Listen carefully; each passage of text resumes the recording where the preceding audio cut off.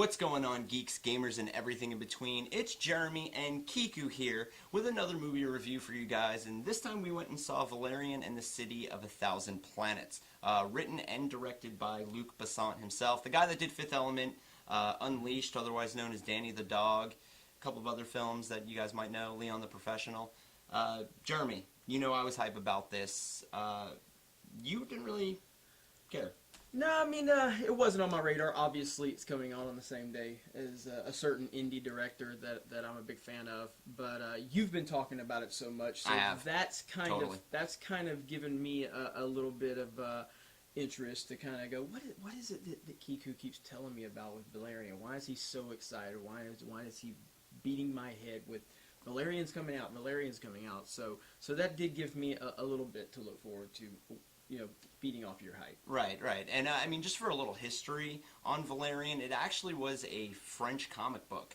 I think back in the 50s or 60s. I could be wrong. I'm sure somebody out there on YouTube is going to correct me if I'm wrong. They will. They will. Thank God it's not Twitter. That's right. Hashtag Twitter. Anyway, so it is technically a comic book movie, which I don't think a lot of people knew. It was like $250 million budget. Huge budget, which you would think, Luc Besson coming back to science fiction, let's give him some money and see what happens. So Jeremy, what happened? What happened is they maximized that big $200+ million budget because this is a beautiful film. Absolutely. It is gorgeous. I do have some issues with the film, but one of them is not what it looks like. Luc Besson created an incredible world. It really pulls you in from the beginning shot because from some of the trailers that I saw, and I didn't see many of them, but that opening world and the opening shot, wow, man, that pulls you right in, and it gets you really invested into some of the characters that they're trying to introduce us to. So Definitely. It definitely did that. But yeah, overall though, I didn't love the film, but we'll get into a little more details. But yeah, beautiful film. And it's definitely worth seeing on a big screen, like an IMAX screen, if you have one. It really is something to look at on screen. We didn't see it in 3D. We saw it in regular 2D because they didn't do IMAX 3D. I don't really feel that real 3D would have enhanced the experience at all. If it's not IMAX 3D, I'm going 2D every time. Definitely. So save the money. Definitely save the money. But jumping into the actual film itself. Overall, I'm not going to say it was a great film. It might edge on good. Not for me. Not for me. I'm not a big fan of Dane Dehaan. Fair enough. I can tolerate him if he's in a secondary role, but as a leading man, I can't deal with him. He drives me crazy. I don't like how he does line delivery and just carries himself overall.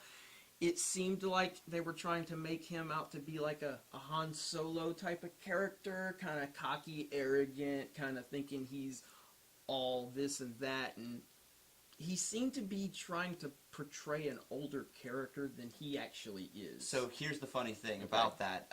In the original comic book, Dane DeHaan's character was actually a guy in his 30s. He was a soldier. He was actually really buff. And Luc Besson instead decided to go against type and cast Dane DeHaan. That makes a lot of sense. Because, yeah, it did. It felt like that was an older character, and he just didn't sell me on the role at all.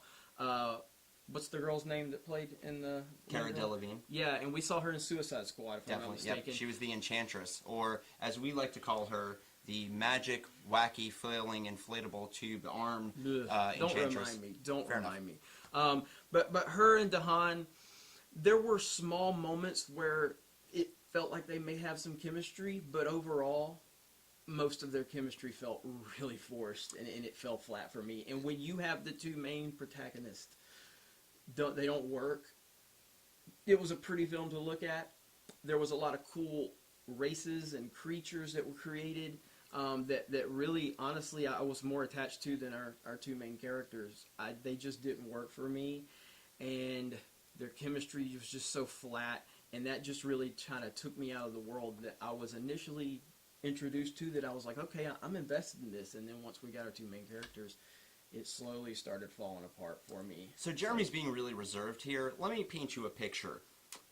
Dane DeHaan and Cara DeLavigne have about as much romantic chemistry as an adolescent male and a dirty gym sock have. It was really bad. They just don't have chemistry. Yeah. And even convincingly as the characters, like, if Dane DeHaan is going to be this, like, agent, you know, like, really kick-ass agent, you know, with a little bit of snark about him, you probably shouldn't start off by showing how, like, frail he is. Yeah. I mean, and he's a skinny guy. Like, he's really skinny, and he doesn't have any sort of muscle tone. I don't believe that that's the type of guy that could do all the action that he was doing. And then Cara DeLavigne, anytime she would threaten anybody, like with a gun or anything, it totally felt like she was just reading the script. Felt just forced. Yeah, just Felt delivering so the lines. forced. There was no... She is not a convincing person to threaten me. No. Or threaten anyone for that matter. And in those two characters... Like, once Dane DeHaan gets into that, like, suit that he had, way more convincing, and I was okay with it. But everything that Cara DeLavigne did, I was just like, nah, I'm good. I thought about G.I. Joe Rise of Cobra when he got in that suit. And that's not something I want to be reminded of as a hardcore G.I. Joe fan. I can see that, right? But I was like, somebody said it looks a lot like Mass Effect. And I was like, you know what? Yeah, it was very Mass Effect-y. The logic, though, of that suit, like, at first it could do all these, like, really cool things. And then after it did all the cool things, it's like they forgot that the suit could do those things. Like, he had jets in his boots. And then he falls into a ravine and doesn't hit the jets. Instead, tries to find another way up the cliffside. Like, I was like, what? And then moving past the main characters and all their problems, the story was pretty convoluted at times. Yeah. At least for me. I was a little... The first hour, I really kind of... I enjoyed the first hour of the Definitely. movie. First half of it's actually pretty really tight. good. But it took a long time for the actual story to start taking... place. I think the problem with that is that it wasn't that the fact that the story wasn't taking place. It had a really great setup. And then for, like, that middle, like, break it into thirds, right? Like, 3 acts. That second act, they totally forget everything that the movie had set up and instead want to focus on the atrocious love between Valerian and, what was her, like, Liliana or something like that. The rest of the story, like, I was really cool with the setup, the beginning of the story, and then that third act, like, when they got back to the, to the main story, like, I thought that was cool. And the movie's really bloated and overstuffed. It's like we said, it's 2 hours and, like, 17 minutes. If they would have cut out most of the... I love her and she loves me stuff, and focused on just that story, we could have possibly had another Fifth Element. Well, here's my problem, and this is another problem I had. You automatically lose a point off of your score if you cast Rihanna in your film. I'm done. You've already lost me. And then, on top of that, Rihanna was so unnecessary in this film. Her introduction was good, but then when they started to do the voiceover when her real character came out, the line delivery was awful. I mean, the lines were awful. Luc Besson actually wrote this script by himself without any help, and he needed help. I want to say something, too. This movie, it kind of felt like it didn't have a true identity in terms of, did it want to be a serious sci-fi movie, or did it want to be like Galaxy Quest, where you're not taking yourself too seriously, but you can take yourself, it has serious moments, but there was a certain just tone that Galaxy Quest, this movie, it never committed to any one or the other. Well, yeah, it was like... It never committed. At one point, it was supposed to be like a rom-com, and then like pure action film, and then it was a political thriller, and then it went back to rom-com, and it jumped all over the place in tones. Like, it needed to stick with one tone and just give us that movie. When we have films like Guardians of the Galaxy that can be so funny and so whimsical, but at the same time have so much heart, when you start out with music like it was starting out with in this one movie, you've got to figure out where you want to go with this. Definitely. And it gets some type of consistency in the film, and I just feel like the consistency wasn't there, but there's a lot of good in this movie. Unfortunately, when the two main leads are just, the chemistry's not there, it kind of cancels out a lot of the good. I think the other thing, too, since you bring up Guardians of the Galaxy, is that those movies are charming, right? Like, they're very charming movies, and part of the reason is that Chris Pratt, is your so lead. charming. He's a charming, actor. Yep. Dane Dehaan is not charming. He's not the guy. They had Clive Owen in the film for all of 15 minutes, which actually he probably would have made a better Valerian. Yeah. I'm gonna throw Zac Efron would have been a great one. Yeah, he would have been good. He would have been good. great, and he would have been so much more convincing, at least in my opinion, in that role. But it is what it is. We got what we got, and I'm not gonna say that you should go out and see this film, but if you're looking for dumb fun with a very beautiful world with a lot of cool creatures and interesting ideas. Yeah. It's really ambitious, but I think he kind of crosses the line, and he throws it all out there. Definitely. Besson throws it all out there. He doesn't hold anything back. It's not. I think we've painted it a little darker of a picture than the reality is. It's not a great film. It's not. I don't even want to call it a good film, but it's also not terrible. Right. It's worth going to see if you maybe can catch a matinee.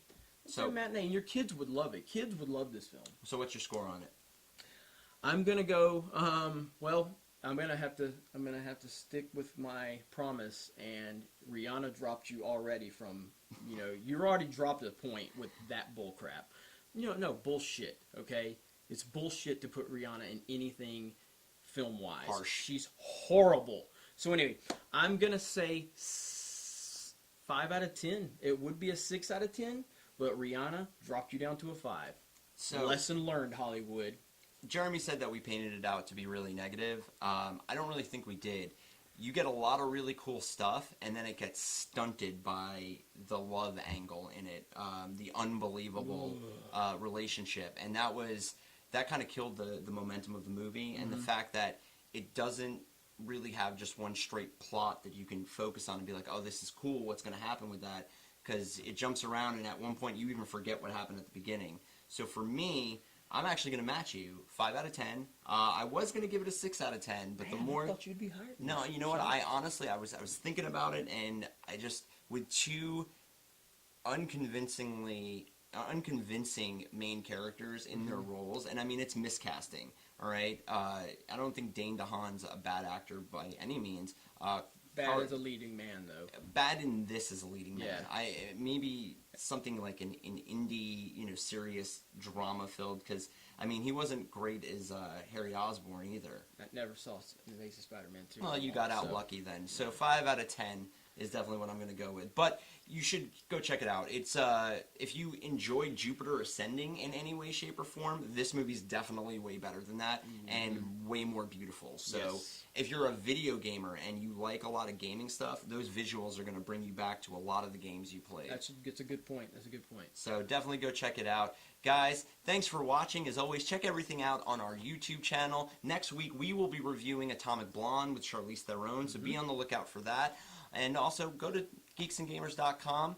We got a lot of wonderful articles. In fact, we've got a written review for Valerian up. So check that out as well. From Michael K. From Michael K. And we'll have our Splatoon 2 review hitting probably this weekend from the wonderful and brilliant Chris Clow. Yes. My co-host on Geek Pulse Radio, which you should also be checking out on iTunes and SoundCloud. So with that, from Griggsy over here and Kiku over here, keep it nerdy, guys, and we will catch you next time.